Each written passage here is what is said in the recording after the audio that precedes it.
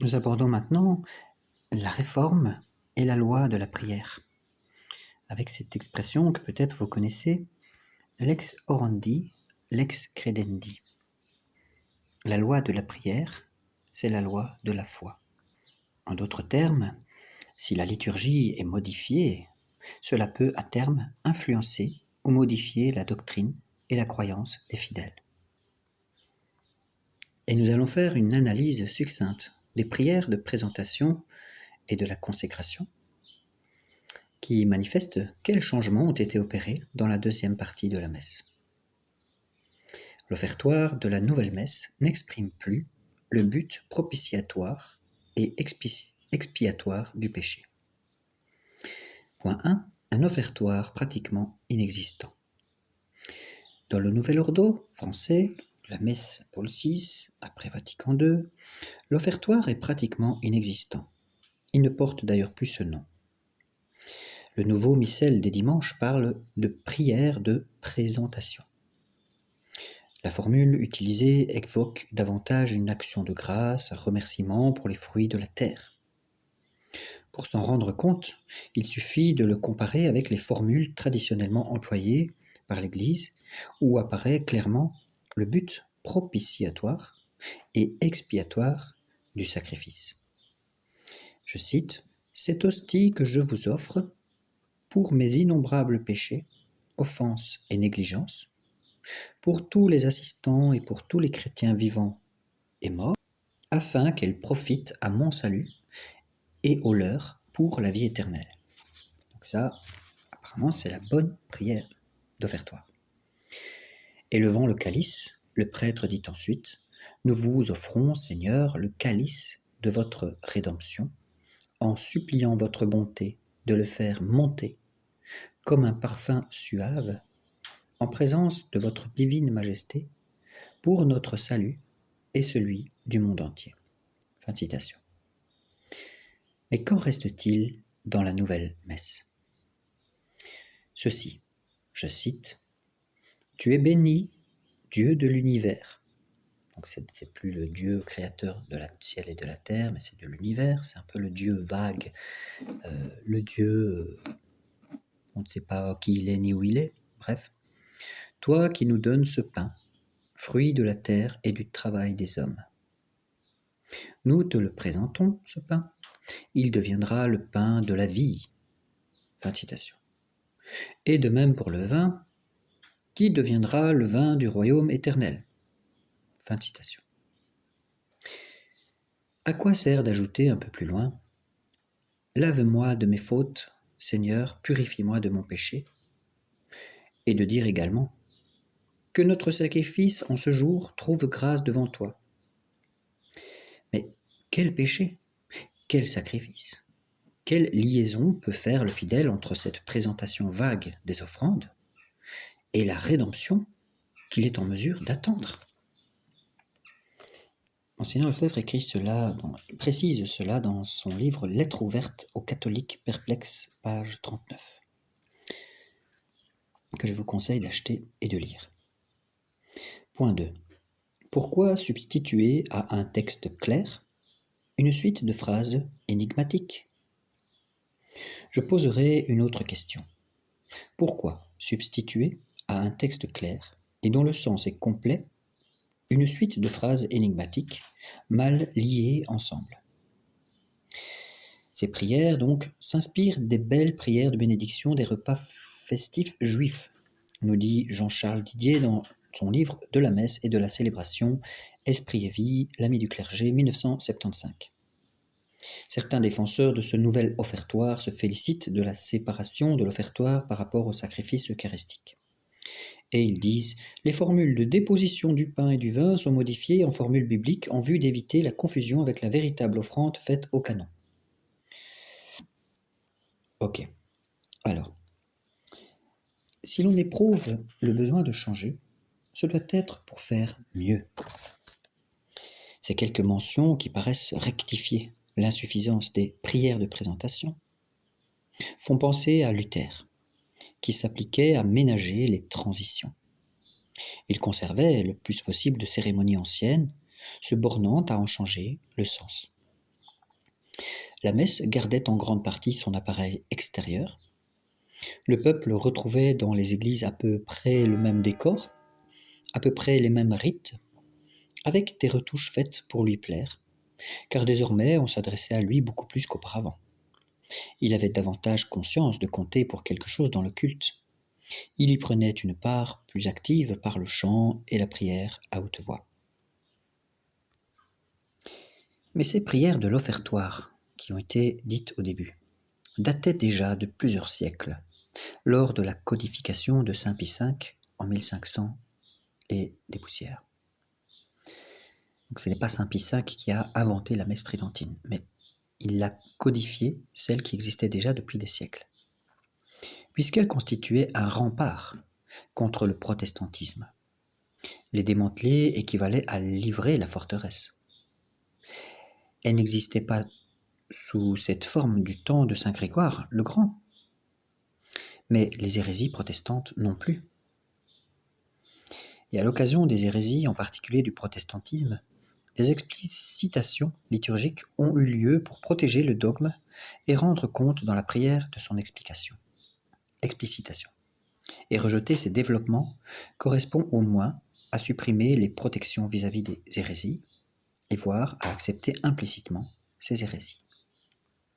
Je fais une petite parenthèse, les groupes de Thésée, Roger Schulz, etc., étaient aussi, à un moment donné, au Vatican II, et lorsqu'il y a eu la nouvelle messe, ils ont dit « Nous pouvons enfin célébrer la messe ensemble ». Comme quoi, depuis la réforme et la contre-réforme et le Concile de Trente, qui avait bloqué l'entrée au protestantisme parce qu'il voulait dénaturer l'idée de sacrifice, eh bien, la messe était barricadée. Mais depuis Vatican II, c'est ce que je viens de dire, les barricades sont tombées, et du coup, voilà que, puisque l'idée de sacrifice n'est plus formulée clairement, eh bien, puisque ça ne plaît pas aux protestants, alors, on va l'enlever. Comme ça, ils pourront célébrer la messe avec nous, sous prétexte d'œcuménisme et de faire les choses ensemble. Mais dès lors, la messe est tout à fait dénaturée, voire devenue un sacrilège. Fin de parenthèse. Au cours de la nouvelle messe, les paroles de la consécration ne sont plus prononcées selon le mode intimatif, mais selon un mode purement récitatif, ce qui laisse penser à un simple récit plus qu'à une action. Les différences de caractère entre la partie du récit et celle de la consécration, proprement dite, ont été supprimées. Point 3. La consécration, est-ce une action ou un récit?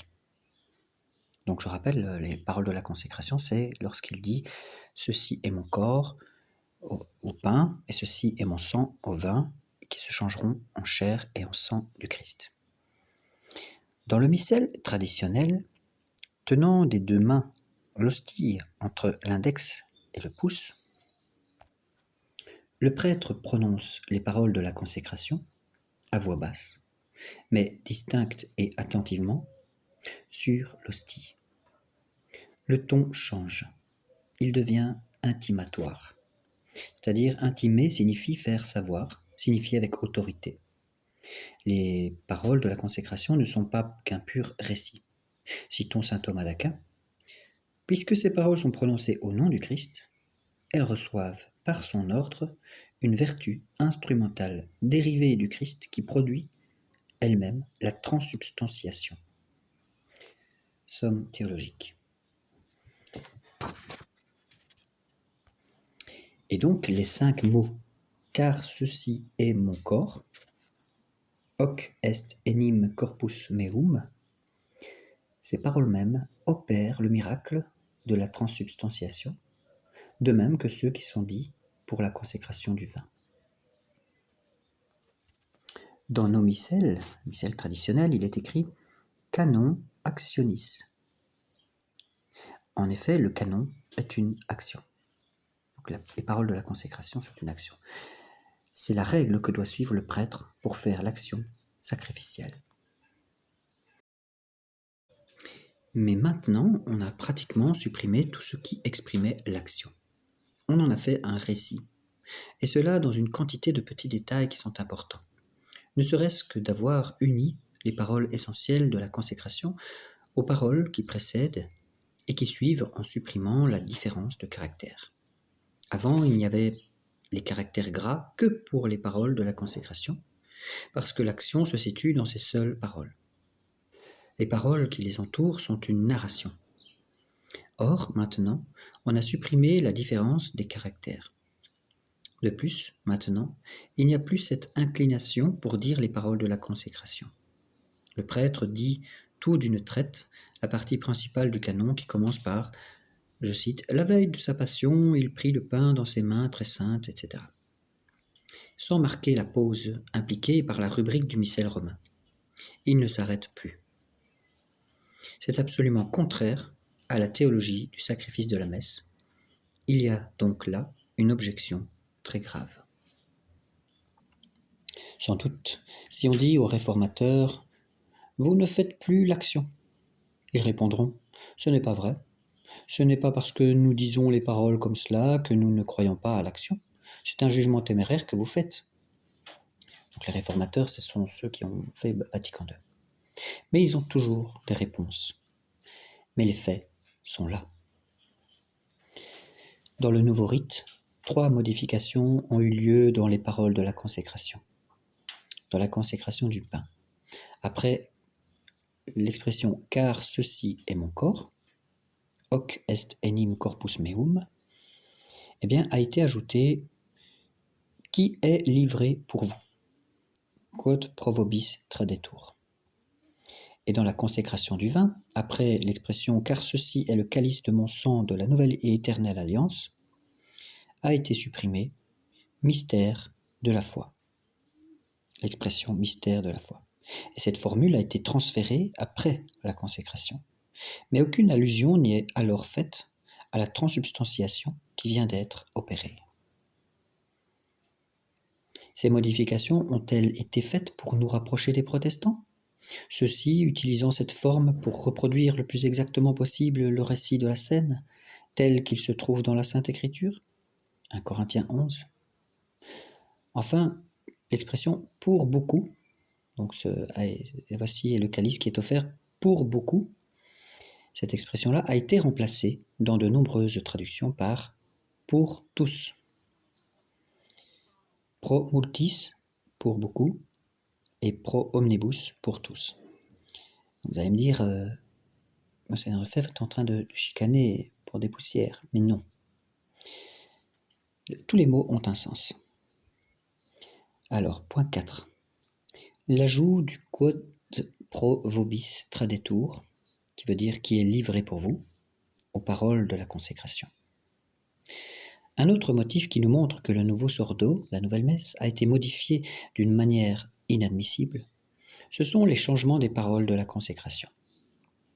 Je ne parle pas des traductions pour le moment, traductions ayant encore accentué la corruption.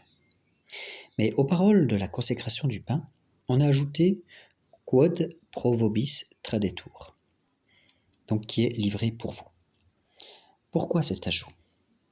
Cela ne rend pas invalide la consécration, puisque les orientaux catholiques l'emploient et l'employaient avant. Or, on ne peut pas dire que les orientaux catholiques aient des formules qui soient invalides. Elles sont catholiques. Mais quelle idée d'aller prendre cela des orientaux ? C'est nous, les Romains, qui avons la plus belle tradition, cette tradition qui remonte à Saint Pierre et Saint Paul, les fondateurs de l'Église de Rome. Nous avons la liturgie la plus vénérable de toutes dans l'Église et la plus étendue de beaucoup. À quoi bon détruire notre liturgie pour prendre celle des petits groupes orientaux ? Les orientaux sont respectables, bien sûr, mais quelle idée de les imiter, alors que c'est plutôt eux qui devraient s'aligner sur nous. L'intention de cette innovation est certainement œcuménique. Ah, le piège de l'œcuménisme. On peut supposer que c'est pour nous rapprocher les protestants, parce que Luther aussi a ajouté ces mêmes paroles. Pourquoi a-t-il pris la peine d'ajouter « quod pro vobis tradetur » ? Luther l'a fait pour que les paroles soient plus conformes, soi-disant, à celles de l'Écriture. 1 Corinthiens 11. et pour que cela ressemble davantage au récit de la scène. Or, il est absolument inadmissible d'imiter Luther. Voyons maintenant, est-ce que la messe est un repas ou un sacrifice? Pour les protestants, la scène n'est qu'un repas et non un sacrifice. Mais il y a eu un réel sacrifice au moment de la scène. Notre Seigneur séparant son corps et son sang et préfigurant ainsi le sacrifice qu'il devait offrir sur la croix. Or, les protestants le nient et ne veulent précisément reproduire le récit de la scène que comme un repas commémoratif. Je fais une parenthèse, et on voit clairement qu'il n'est pas question de commémoration puisque Jésus a institué la scène avant de mourir. Il a dit « Faites ceci en mémoire de moi », mais faites ceci. Donc consacrez le pain, consacrez le vin, qui est mon corps et mon sang, comme étant un sacrifice. Donc il fait déjà la messe, la première messe, en annonce de sa mort, avant de mourir. Donc c'est bien pour nous montrer que les paroles de la consécration sont un sacrifice, puisque le corps et le sang sont séparés. Pardonnez-moi encore pour cette parenthèse. Donc la conception protestante est quelque chose de mort, parce qu'elle est seulement historique. On répète les choses qui se sont faites dans le temps. Et par contre, dans la conception catholique, la messe est un véritable sacrifice, celui-là même qui s'est passé au calvaire. C'est comme si nous étions au pied de la croix.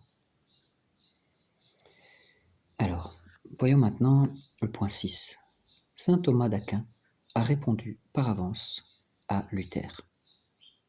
Si vous étudiez chez saint Thomas d'Aquin la question de la forme de l'Eucharistie, donc la forme des sacrements consiste dans les paroles qu'on prononce pour les faire, on voit ça dans le catéchisme de saint Pie X, eh bien, vous verrez qu'il se demande pourquoi l'Église s'est limitée aux paroles pour la consécration du pain.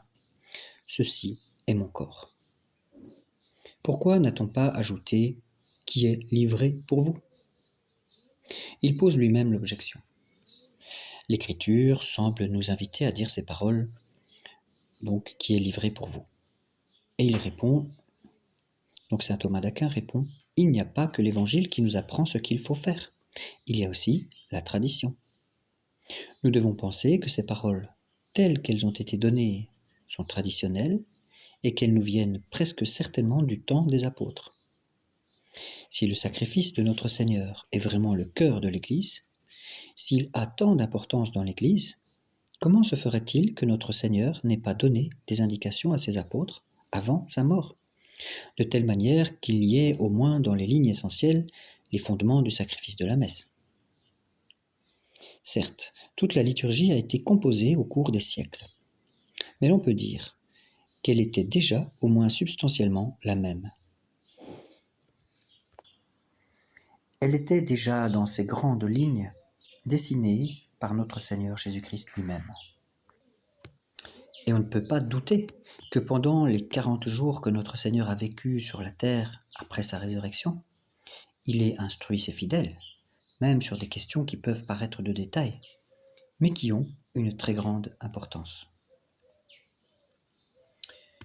Point 7. La suppression du Mysterium Fidei, mystère de la foi. C'est l'expression qui se lit dans le missel et dans la messe traditionnelle et qu'on ne retrouve plus dans la nouvelle messe. Dans les paroles de la consécration a été supprimée l'incise Mysterium Fidei. C'est une incise qui remonte peut-être à notre Seigneur lui-même lors des 40 jours passés avec ses apôtres après la résurrection. À ce propos, il est intéressant de lire la réponse qu'avait faite le pape Innocent III à Jean, archevêque de Lyon, en 1202, donc au début du XIIIe siècle. Je cite, « Vous vous demandez quelle parole le Christ lui-même a employée quand il transsubstantia le pain et le vin en son corps et en son sang, alors que dans le canon de la messe qu'utilise l'Église entière, il serait mis ce qu'aucun des évangélistes n'a écrit.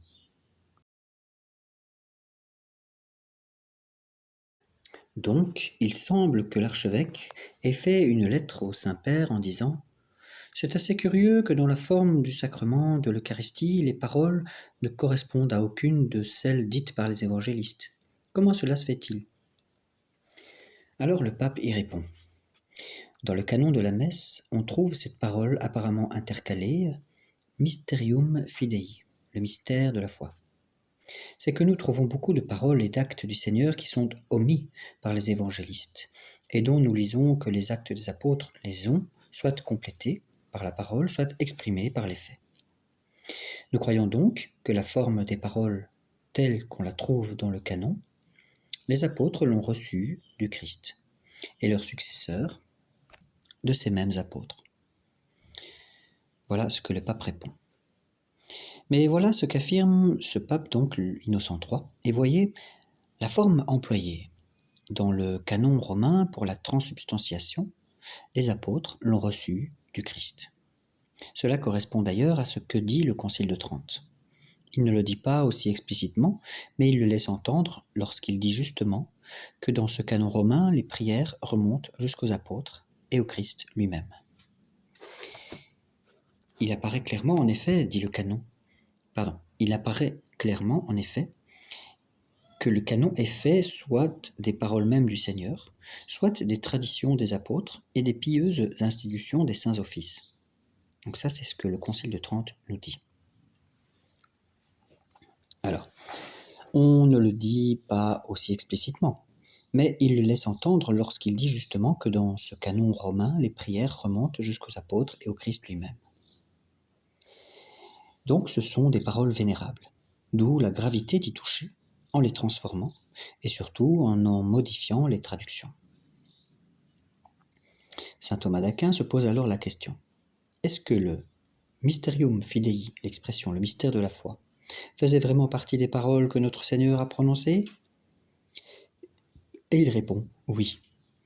Et il précise: nous n'en avons pas la certitude par l'écriture sainte, mais par la tradition. Somme théologique. Nous devons croire à la tradition. Aussi, nous pouvons croire véritablement que nous avons les paroles prononcées par notre Seigneur.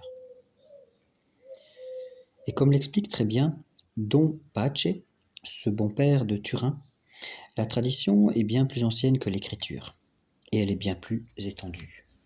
Ce qui contredit les protestants qui disent que c'est la sola scriptura, et que tout ce qui n'est pas écrit dans les Écritures n'est pas d'évangile, on dira. Les apôtres ont offert la messe avant que les évangiles et les épîtres aient paru. Il est marqué dans les actes des apôtres qu'ils rompaient le pain. Donc acte 2. Les disciples rompaient le pain et persévéraient dans la prière, etc. Donc ils le faisaient déjà avant les Écritures. Le sacrifice était donc offert. Ainsi, pendant des décennies et des décennies, les apôtres ont offert le saint sacrifice de la messe, et vous pensez bien qu'ils ont fait attention à la manière de le célébrer. Si l'on n'a pas davantage de renseignements sur les premiers siècles, c'est parce que les apôtres étaient obligés de garder un secret très grand pour qu'on ne les prenne pas pour des anthropophages. Notre Seigneur a bien dit « Celui qui mange ma chair et boit mon sang ». Alors certains disaient « Il paraît qu'ils immolent quelqu'un, qu'ils mangent la chair de quelqu'un ». C'est pourquoi les apôtres craignaient que l'on découvrît les lieux où ils disaient la messe. Ils craignaient d'être poursuivis et qu'on les persécutât. D'où la discrétion dans les évangiles et les épîtres. Dans une telle ambiance, de bouche à oreille, d'évêques à ceux qu'ils ordonnaient, et d'évêque en évêque, les saints mystères de la foi, donc de la messe, ont été conservés avec un soin jaloux. Cela est certain. C'est pourquoi, dans les catacombes, toutes les représentations sont sous forme de symboles. Terminons ce chapitre de Lex Credendi, Lex Orandi, avec la question du point 8. Le terme utilisé à la messe moderne à la messe ancienne pour beaucoup, qui est maintenant traduit par pour tous, dans la plupart des langues. Vous allez voir en quoi ça pose problème. En ce qui concerne la forme du sacrement de l'Eucharistie, c'est surtout dans les traductions que l'on peut hésiter. La forme en latin, telle qu'elle a été donnée par la Réforme, porte encore le terme pro multis pour beaucoup. Mais la traduction pour la plupart des langues vernaculaires est totalement fausse, car elle renferme les mots pro omnibus, pour tous, ce qui est contraire à ce que l'Église a entendu de notre Seigneur lorsqu'il a prononcé ces paroles. C'est que, dans l'application de la rédemption, tout le monde n'est pas sauvé. Notre Seigneur est venu pour sauver tous les hommes, certes, mais tous les hommes n'en profitent pas, car des hommes, par leur faute et leur endurcissement, ne veulent pas recevoir les grâces de la rédemption. C'est pourquoi le terme employé désigne l'application de la rédemption qui touche beaucoup d'âmes, mais pas toutes. Et donc ces traductions sont mauvaises. Elles sont absolument contraires à ce que dit le catéchisme du Concile de Trente. Car ce concile explique pourquoi notre Seigneur n'a pas dit pro omnibus, donc pour tous, et pourquoi dans la messe on ne dit pas pro omnibus, mais pro multis. Je lis la note. Les autres mots pour vous et pour plusieurs sont empruntés, les uns à saint Matthieu, Matthieu 26, et les autres à saint Luc 22. Et c'est l'Église, inspirée par l'Esprit de Dieu, qui les a réunis. Ils servent à exprimer les fruits et les avantages de la passion. Si nous en considérons en effet la vertu et l'efficacité, nous sommes obligés d'avouer que le sang du Seigneur a été répandu pour le salut de tous. Mais si nous examinons les fruits que les hommes en retirent, il est évident que plusieurs seulement, et non pas tous, en profitent. Lorsque Jésus-Christ dit « Ceci est mon corps livré pour vous », il entendait par là, à l'exception de Judas, ceux qui étaient présents. Et à qui il parlait, ou bien les élus d'entre les Juifs, tels que ses disciples. En agitant pour plusieurs, il voulait désigner tous les autres élus, soit d'entre les Juifs, soit d'entre les païens des nations. Ainsi, c'est avec raison qu'il n'a pas été dit pour tous, puisqu'il s'agissait, en cet endroit, du fruit de la passion, qui n'a procuré le salut qu'aux élus seulement. C'est dans ce sens qu'il faut entendre ces paroles de l'apôtre. Jésus-Christ n'a été immolé qu'une fois pour effacer les péchés de plusieurs, nous dit la lettre aux Hébreux, chapitre 9. Donc ça, c'est une note qui se lit dans le catéchisme du Concile de Trente, chapitre 18. Et si ce catéchisme a cru bon d'expliquer cela dans le détail, c'est en raison de son importance, parce que l'application des mérites de notre Seigneur ne se fait pas pour tous. C'est un fait, malheureusement. Sinon, il n'y aurait pas d'enfer, si tout le monde profitait vraiment d'une manière définitive des mérites de notre Seigneur. Tout le monde, alors, irait au ciel. Or, ce n'est pas le cas. Et il y a quelques mois, je discutais avec un prêtre de l'Église moderne, et à la fin de la discussion, il me dit « Mais Révé, tu sais, tout le monde sera sauvé. » Et voilà, bref, fin de parenthèse. Donc dans la prochaine vidéo, nous aborderons le sujet de l'abandon d'une langue sacrée, universelle. L'usage d'une langue universelle nous formait à une communion catholique. Nous verrons la messe dans la langue du pays, que c'est un fruit du rationalisme. Ça veut dire que nous voulons palper les mystères, enfin nous voulons comprendre les mystères. Et la messe Paul VI décide d'abandonner le latin. Nous verrons si c'est un culte, si la messe est un culte ou un enseignement. Voilà.